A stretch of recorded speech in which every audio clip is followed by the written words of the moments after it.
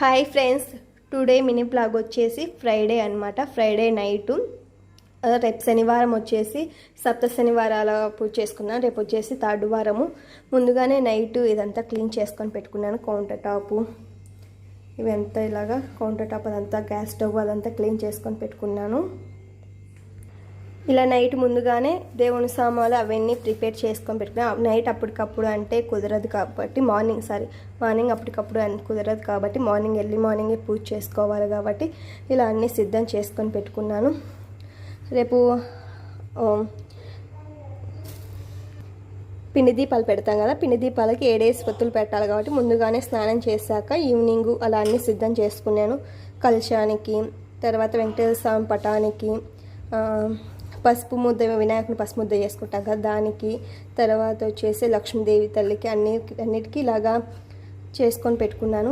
వస్త్రం చేసుకొని పెట్టుకున్నాను. తర్వాత దేవుని సామాన్లు అన్నీ నీట్గా కడిగేసి పెట్టుకున్నాను. ఇంకా దేవునికి కావాల్సినవి మటుకు అగరబత్తీలు, మెయిన్ పీట మీదకి వచ్చేసి పీట ఈరోజే క్లీన్ చేసుకొని పెట్టుకున్నాను. పీట మీదకి వచ్చేసి ఎల్లో కలర్ బ్లౌజు, ఇవి అక్షింతలు, ఆవు నెయ్యి, టెంకాయలు, కలశం మీదకి వచ్చేసి గాజులు, బుక్కు, 7 శనివారాల వ్రతం బుక్కు, ఆకులు, ఇవన్నీ పూలు, తులసిమాల, మెయిన్ వచ్చేసి ఇవి కావాలి కాబట్టి నల్ల ద్రాక్ష కావాలి కాబట్టి నల్ల ద్రాక్ష, తులసిమాల, అరటిపళ్ళు, యాపిల్ పండ్లు, ఆవు నెయ్యి, టెంకాయ,